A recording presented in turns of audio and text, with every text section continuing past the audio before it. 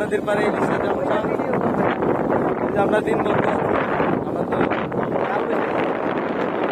এখন অনেক বাতাস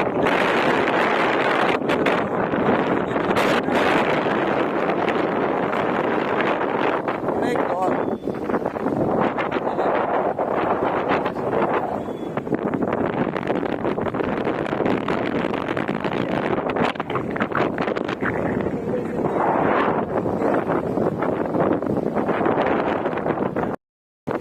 আমরা কালবৈশাখী ঝড়ের ভিতর আছি।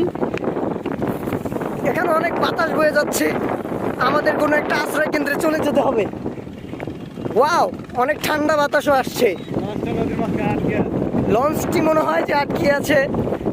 লঞ্চ খুবই ধীর গতিতে চলছে, অনেক